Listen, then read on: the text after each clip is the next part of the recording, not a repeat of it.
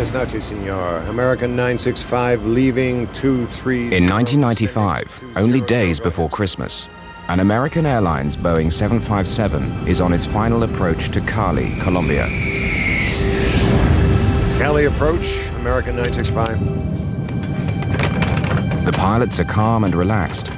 They don't know they've made a terrible mistake. 965 altitude. 965, 9,000 feet. They've strayed more than 16 kilometers off course and no longer have a clue where they are. Oh!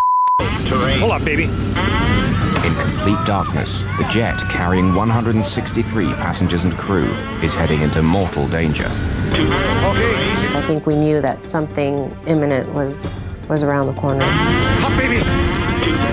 More! Up!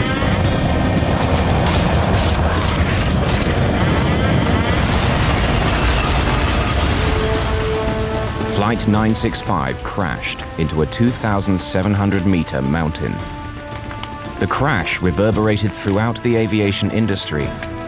How could one of the most technologically advanced aircraft in the world, equipped with a state-of-the-art navigational system and flown by some of the most skilled pilots, crash into the side of a mountain?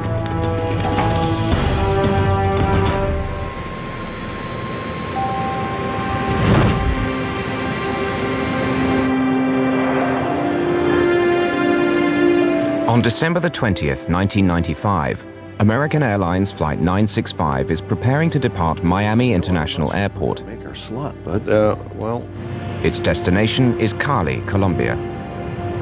Flight 965 is scheduled to leave at 4:40 p.m., but has already been delayed for 30 minutes at the gate to allow for connecting passengers. Surely gonna call us any second now. The Doosan's only just made it.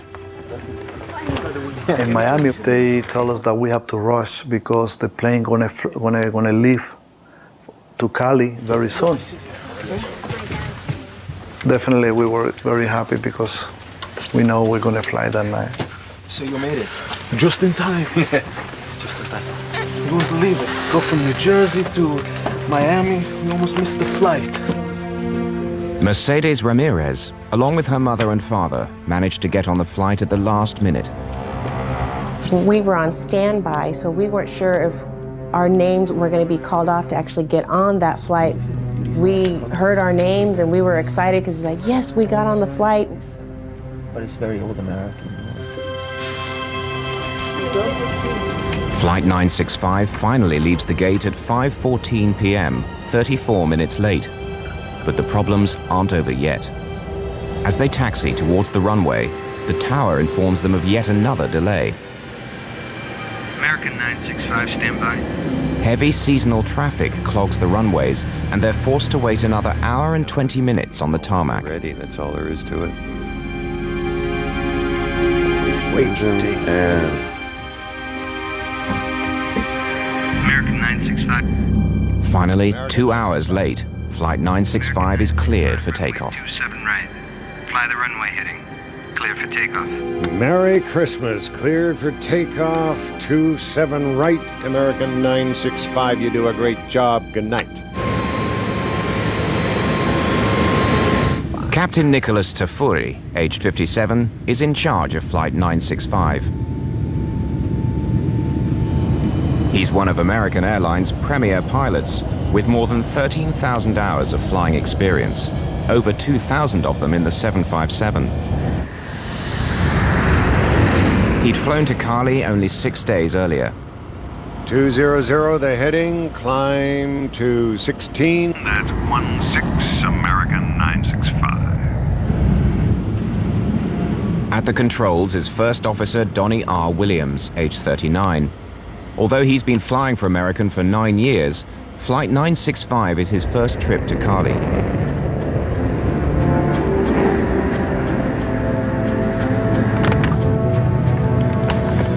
It's the holiday season, and the plane is filled with passengers starting their Christmas celebrations.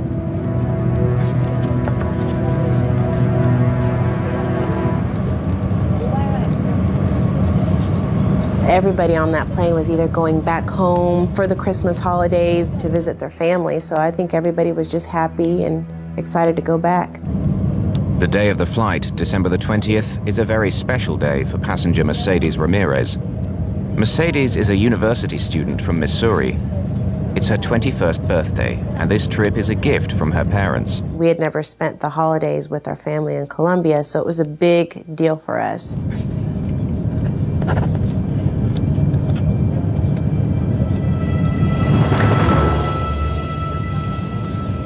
Gonzalo Dusan and his wife Nancy and their two children, Michelle and Gonzalo Jr., are seated nearby.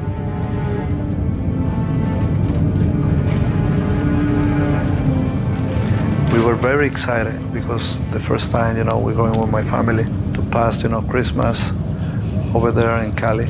We wanted to see our families, members, brothers, sisters, to see our city again.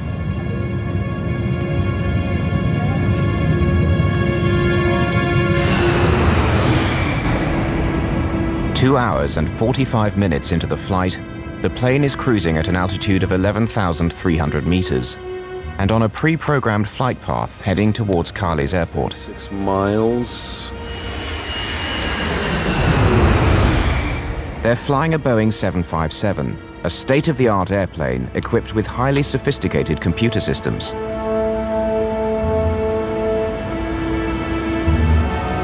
When programmed with the appropriate data, the onboard computer, known as the flight management system, can control the aircraft from takeoff to landing. It can be a pilot's best friend, or in the case of Flight 965, their worst nightmare.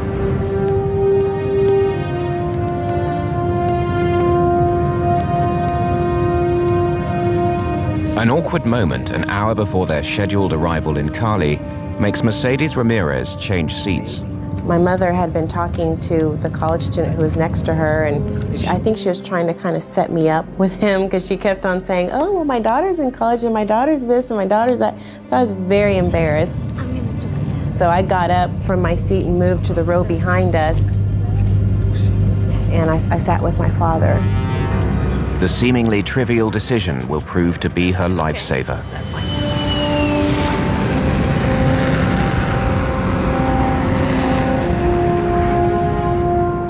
It's a clear, moonless night with visibility more than 10 kilometers.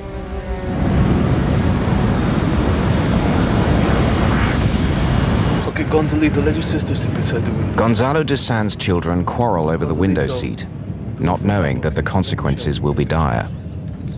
And I was fighting with my brother, Gonzalito. We were fighting for the window. Okay, Gonzalito, let your sister have a chance by the window. And I'm like, oh, I wanna see the lights, I wanna see the airport. And he got mad. Okay, Michelle, you go sit by the window. Go sit with your cousin. Good boy, Gonzalito. Okay, Michelle, take a look at the lights. Let's come sit beside me. Come sit. So we're almost there. Michelle, can you see the lights outside the window? Ladies and gentlemen, this is your captain speaking. We have begun our descent for landing at Cali. It's a lovely evening. As we'd expected, we'll pass a shower or two on the way in. This lovely evening is about to end. In 30 seconds, the pilots will make the first of a series of mistakes, which will result in the death of nearly everyone on board.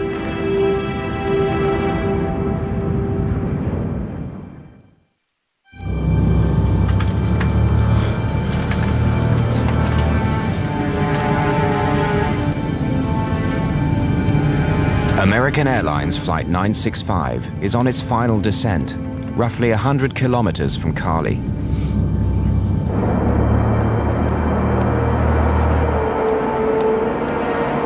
Cali's Aragon Airport is situated at the end of a long valley. On both sides of the valley are towering mountain ranges that stretch to almost 4,300 meters. It's a formidable sight.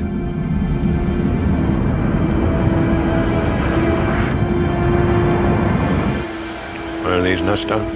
No, thank you. You want your water? You want to wait until we get on the ground about your water? No, I'll wait for the ground.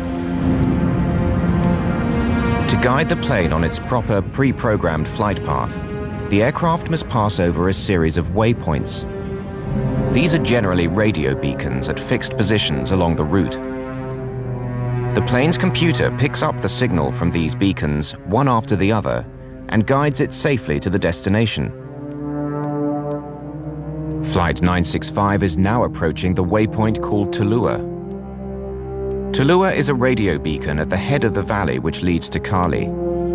After passing Tulua, they should fly down the valley and pass over the final waypoint called Rosso. Then they fly past the airport, turn right, and land from the south. She did really well.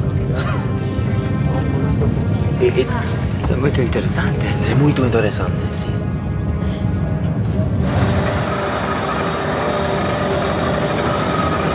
Cali approach, American 965. American 965, good evening. Go ahead. Buenas noches, senor. American 965. Cali Air Traffic Controller Nelson Rivera will oversee the final approach of Flight 965. But he has a problem.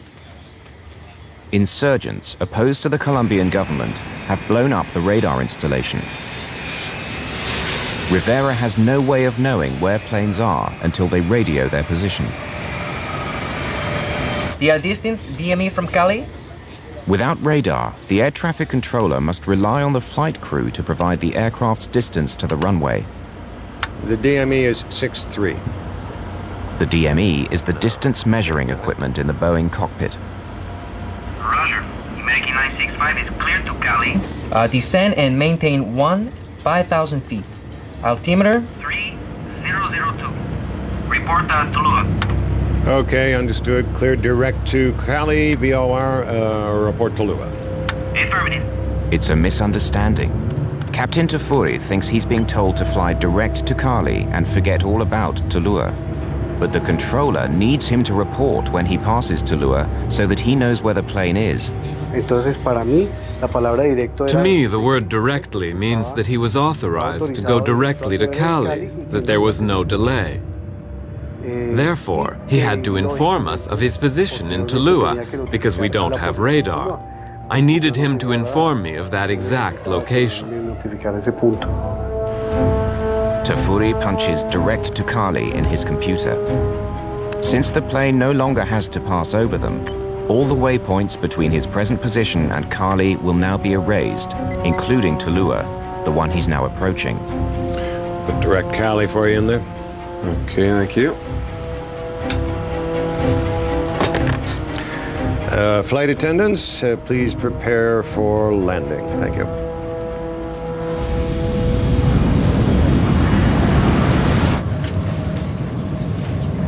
And I remember they gave us the order to put the back of the seat straight. I remember that. And everybody was, so happy because we were very close to the city.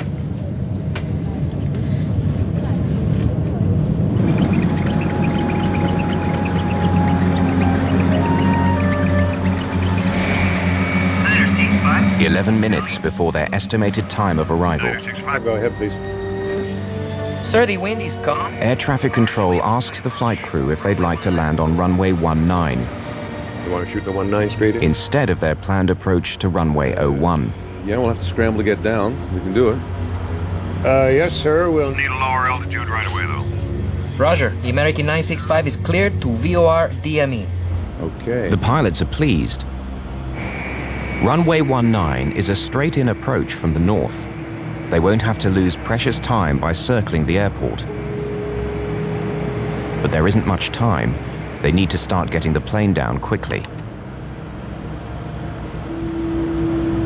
Williams deploys the speed brakes.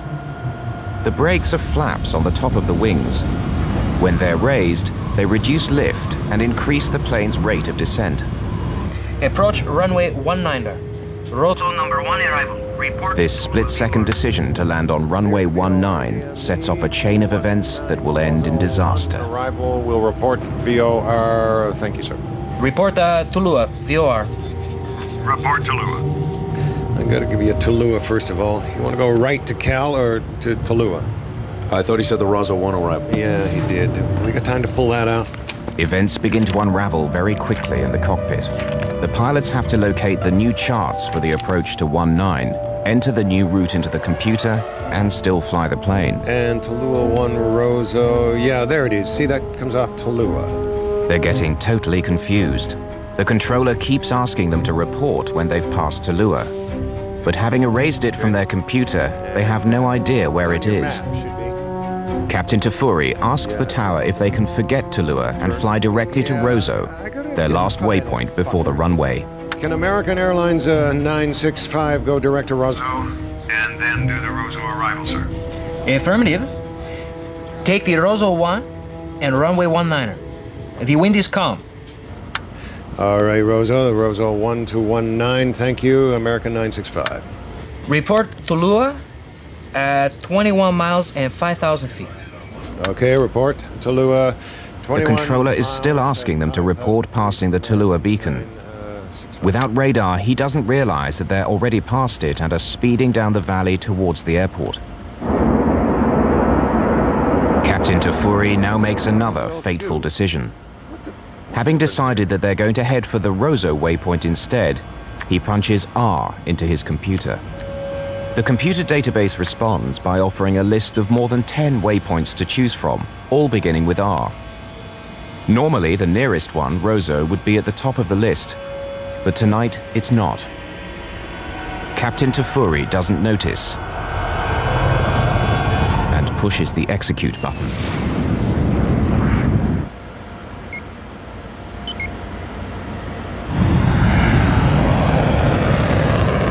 At nearly 520 kilometers per hour and descending at a rate of nearly 400 meters per minute, Flight 965 begins to veer off on a new and deadly course. I never imagined that they were deflecting the route in addition to losing altitude.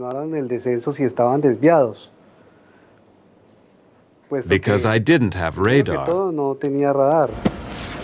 In the cockpit of Flight 965, the pilots are completely unaware of what they've done.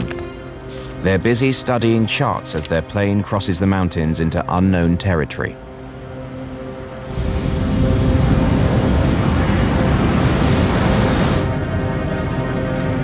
For more than a minute, American Airlines Flight 965 has been turning off its proper course and into the mountains.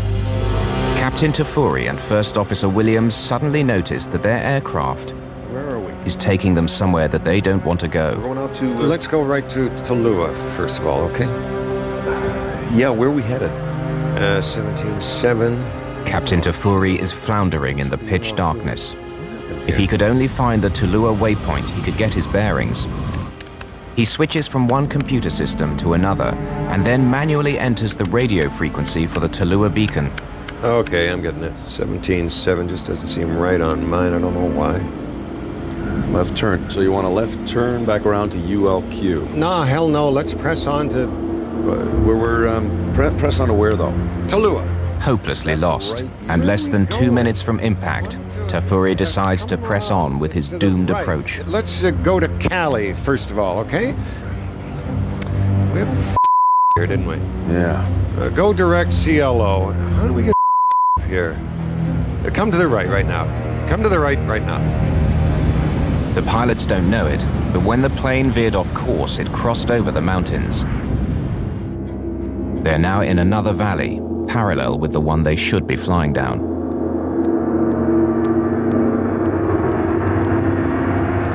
Passengers are completely unaware that in less than 60 seconds, the aircraft traveling over 340 kilometers per hour is going to crash. We're almost there. It's that Tallulah I'm not getting for some reason. See, I can't... Okay, no. Tallulah's Okay, yeah. But I can put it in the box if you want. I don't want Tallulah. Let's just go to the extended center line of... Which is Rosso. Rosso. Well, why don't you just go direct to Rosso then, all right? Okay, let's... I'm gonna put that over to you. They decide to give up on Tallulah and make straight for the airport. They don't realize that there's now a wall of mountains between them and Cali. 965 altitude. 965. 9,000 feet. Roger. Distance now?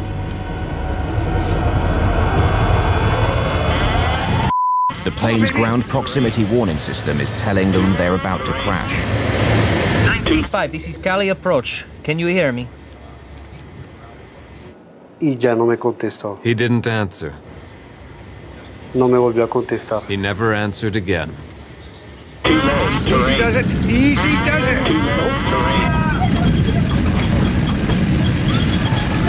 I could feel that we were just violently just going up. And I felt like I was in a roller coaster ride or something. Terrain. Easy does it. Easy does it. Up, baby. Instinctively, I reached over and I grabbed my father's hand and I put my head in my lap. In my mind, I just kept on thinking, come on, just straighten it out, straighten it out. Up, baby. More, more. Up, up, up. These were the last words on the cockpit voice recorder.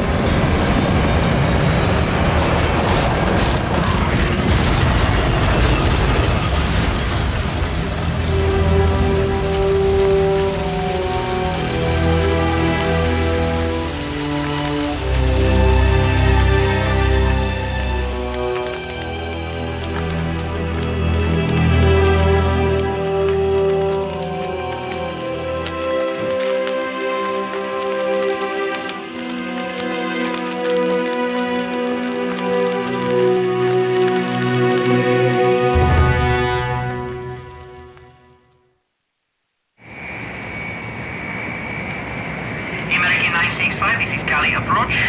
Can you hear me? At 9:42 p.m. on its final approach to runway 19, American 965, can you hear me? American Airlines Flight 965 seemingly vanishes without a trace. American 965, this is Cali approach. Can you hear me?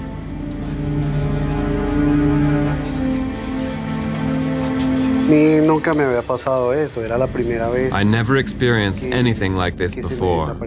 This was the first time that I lost a plane and the crew was not responding.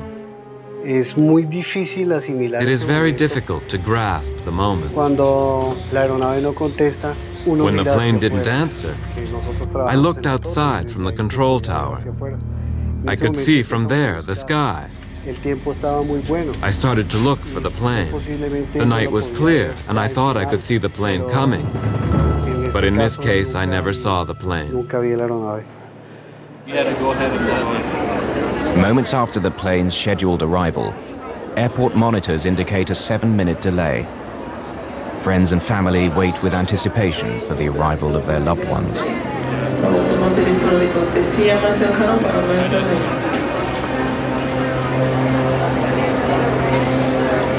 As the revised arrival time comes and goes, rumors begin to circulate throughout the terminal that air traffic control has lost contact with Flight 965.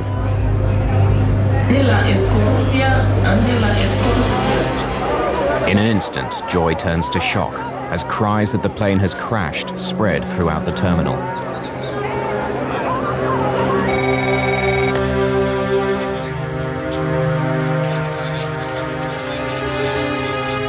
Locals living near the town of Buga, north of Cali, report hearing a massive explosion.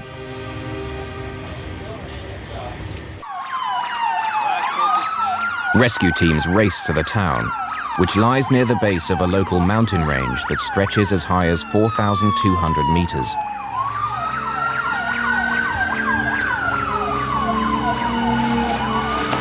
It's now 3 a.m., almost 6 hours after the crash. The first elements of the search and rescue team are trekking up the side of El Diluvio mountain.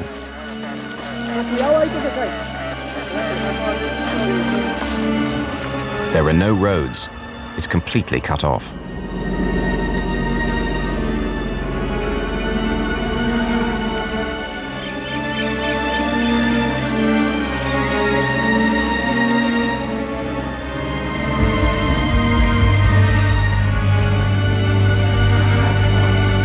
In the midst of tons of twisted and torn metal lies 21-year-old Mercedes Ramirez. Her last memory prior to impact is grabbing her father's hand and the deafening sound from the back of the plane of the tail section striking trees. The next memory I have is the next day. It's daylight. I wake up and I see the sunlight around me, and I don't know where I am. And what's around me looks like a landfill, like a trash dump. And so as I'm laying there, I'm thinking, where in the world am I? Mercedes is critically injured with severe internal injuries and a shattered leg. Help! Is anybody out there? Help me! 19-year-old college student Mauricio Reyes also survives the impact. Can you hear me? And responds to Mercedes' cry for help. Can you move? I can try. I'm not sure. My leg is bent backwards. Okay. Please. Okay, hold on. Hold on. Okay. Help me, please. Okay. The only way for me to get out was having to drag myself over people. And I remember this lady who I had to drag myself over, and I'll never forget her.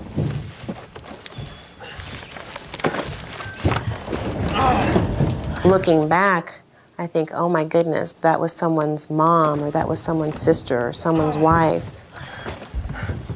But at that time, she was just an object that I needed to get over to get out. Okay? Okay. Just stay here. Okay. Okay. Okay. Okay. Okay. Help! Is anybody out there? At first light, the Colombian Air Force starts searching for the crash site. They were unable to leave earlier because they had no night vision equipment.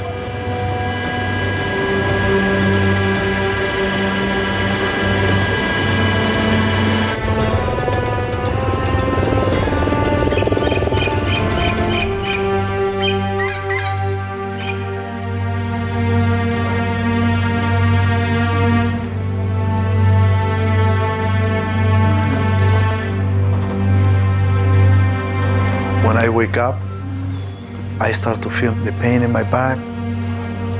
Then when I hear the sound of the helicopters, I realize something happened. I start to feel panic.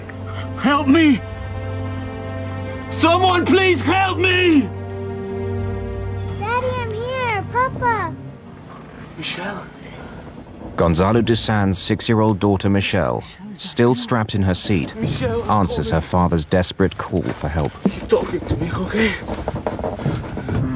Michelle? So I realized that my daughter was alive too. Then I started to crawl to try to look for where the voice of my daughter coming from. Michelle, please, I'm coming. Where are you? Dusan struggles to crawl through the broken and twisted cabin to reach his daughter, but she's pinned beneath the wreckage. Ow! Ow! My leg hurts. When the plane crashed, my legs, I had my seatbelt on, and I guess the crash was so deep that my legs, like, speared into the ground. Okay. I tried to move myself, but my legs hurt. They hurt really bad. I couldn't pick myself up. Daddy, it hurts. Okay, Michelle. I'm going to get some water for you soon and bring it back, okay? Then I tried to crawl more to try to get out. Despite a severe back injury, Dusan manages to crawl towards a small open section of the fuselage. I saw a hole behind me, and I said inside me, God, help me to get out from here. Help us! Over here! Help us! When I get up of the fuselage of the plane, I remember my son talk to me. Gonzalito! Here. Gonzalito! And he say, Father, help me. Gonzalito! Despite a desperate search, Gonzalo Dusan is unable to locate his son amongst the wreckage. Gonzalito!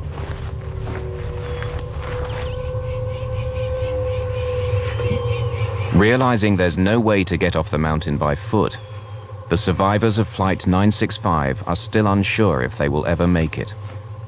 The temperatures have fallen dramatically, and without protective clothing, they could die of exposure in a matter of hours.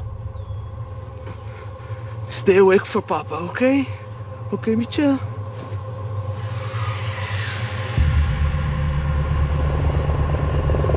Since first light, the Colombian Air Force has been searching for the crash site without success.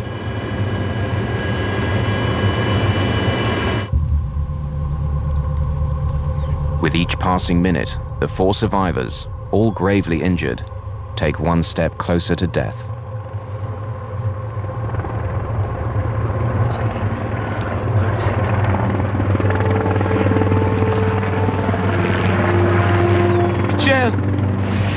Shortly after daybreak, the crew of a Black Hawk chopper spots the crash site. I could see the helicopters perfectly from where I was at, and even though I could see them perfectly, I didn't know if they could see me.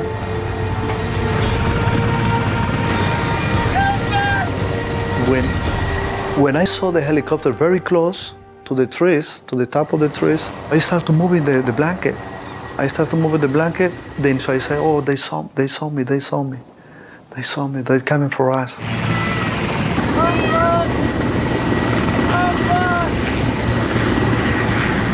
More than 8 hours after impact, and after enduring life-threatening injuries and near-freezing temperatures, the survivors of Flight 965 are about to be rescued. People finally know that we're here, and they're finally here to rescue us after so many hours of being stuck on that side of that mountain. So seeing them was one of the greatest things ever.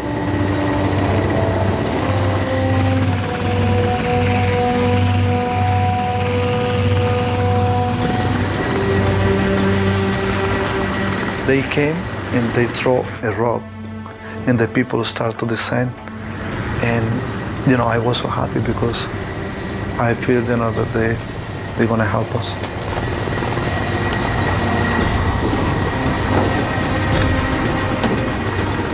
The first thing I told them, my son is alive.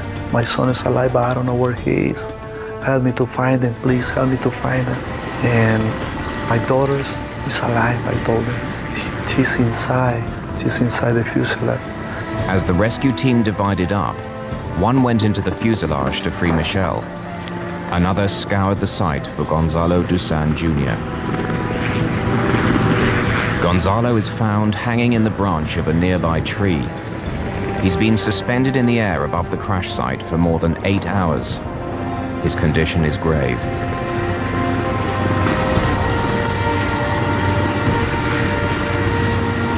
Mauricio Reyes is the first to be airlifted off the mountain.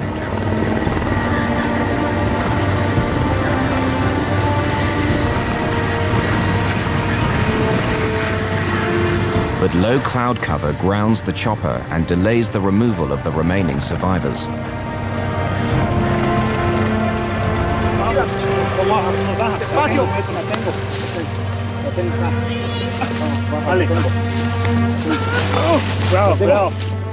Fearing that Michelle Dusan may not survive the weight, volunteers decided to take a calculated risk.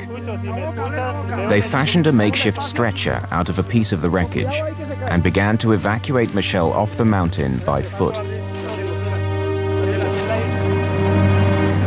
Shortly after Michelle Dusan left the crash site, the weather clears and the remaining survivors are airlifted to a base camp halfway down the mountain and then to hospital for emergency medical treatment.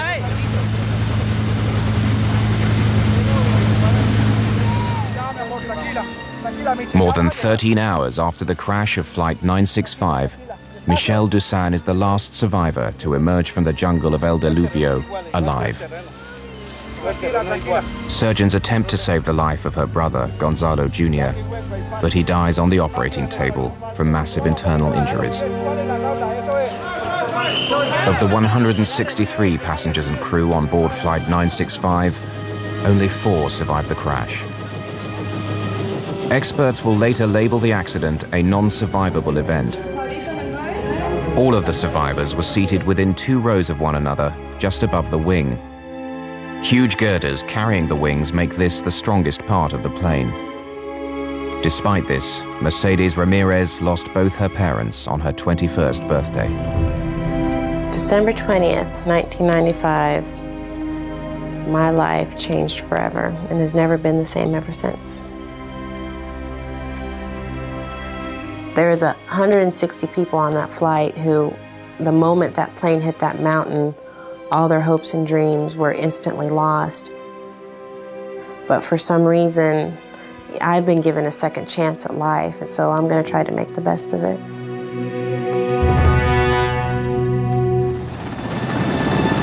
Investigators now descend on the crash site to try to find out how one of the most sophisticated airliners, equipped with state-of-the-art technology, could veer off course and crash more than 56 kilometers from the airport.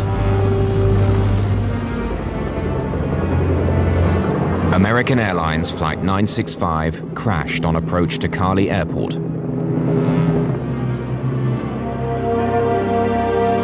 The plane, carrying 163 passengers and crew, hit a mountain near the remote town of Buga. The wreckage and debris report indicated that the airplane actually impacted the eastern side of the mountain as it was trying to proceed back west to get into the valley. And the main body of the wreckage cleared the mountain top, or the ridge, I should say, and landed over on the western side, which is inside the valley area.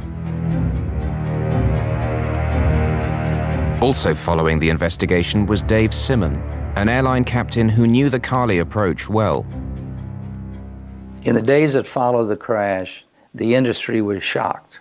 They were shocked because they didn't know how could a sophisticated airplane like the 757, flown by a well-respected international carrier like American Airlines with well-trained crews, get so far off course.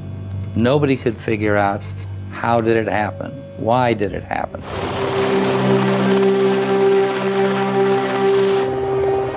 Sabotage and mechanical malfunction were soon ruled out. Attention began to focus on the action of the flight crew. The discovery of the black boxes enabled the investigators to follow the final moments of American Airlines Flight 965. There is never one single item or error that typically brings an airplane down. There's an error chain, and a chain is made up of many links. The airplane was en route to Cali.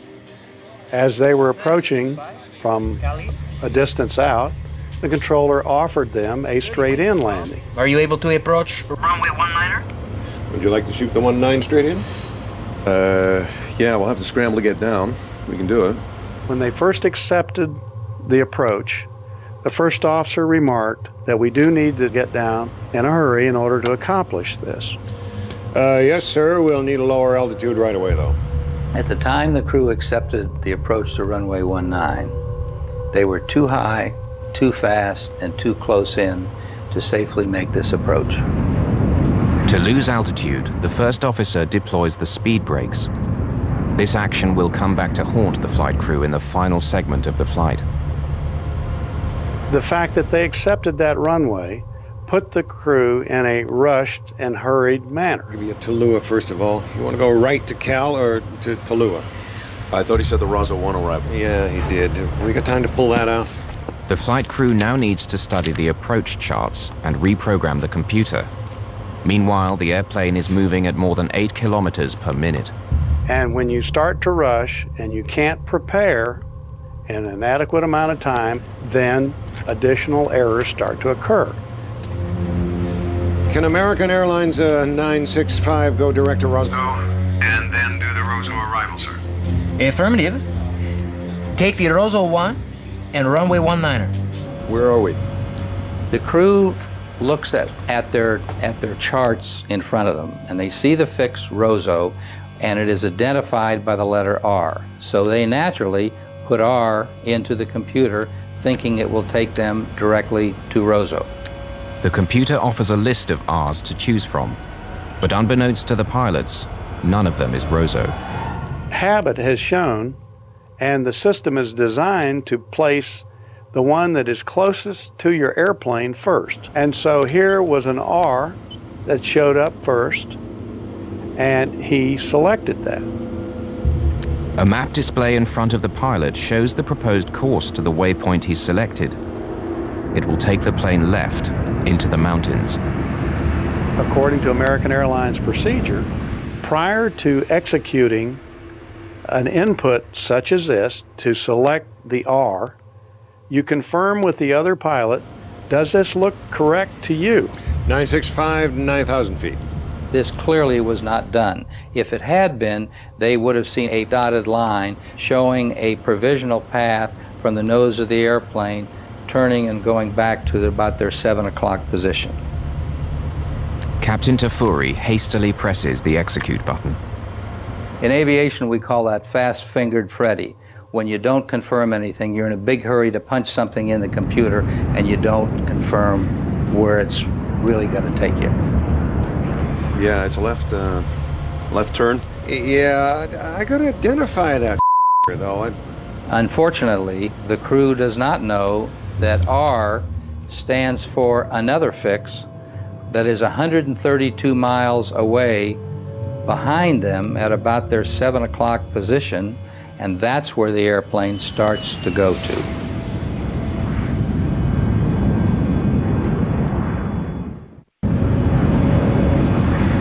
The flight crew of American Airlines 965 has unwittingly directed their aircraft off its intended course and into mortal danger.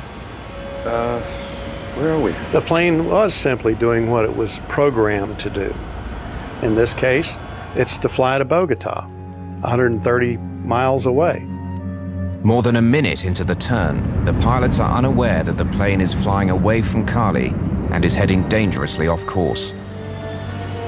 The first officer's getting the charts out, the captain's getting the charts out, they're trying to tune radios. No one's flying the airplane, no one's watching what happens, and they assume that the automation is going to take care of them. Sometimes it will, but in this case it didn't. Where are we? We're going out to... Let's go right to Tallulah, first of all, okay? Yeah, where are we headed? 17.7 ULQ. What's with the ULQ? What happened here? There's an old saying in aviation, never point an airplane someplace that your brain hasn't been 5 minutes earlier. American 965, distance now? What did you want, sir? Distance DME? In this case, the airplane got in front of them. It was flying what was selected. And in fact, it was flying beyond the pilot's recognition of where it was supposed to be traveling. The pilots had lost what's referred to as situational awareness. Left turn, so you want a left turn back around? No, hell no, let's press on. Well, we're pressing to where though? Tallulah. That's a right U. Once they became unsure of their position, once they became confused and disoriented, that's the time to click off the automation and to basically abandon the approach, climb to the minimum safe altitude, and to go to Cali. Let's go to start to Cali. 965 altitude. Instead of abandoning the approach and gaining altitude, Flight 965 continued its deadly descent. When the warning sounded that the plane was about to crash into the ground, First Officer Williams disengaged the autopilot within 1 second, but forgot to retract the speed brakes which had been deployed earlier. 965, this is Cali approach. Can you hear me?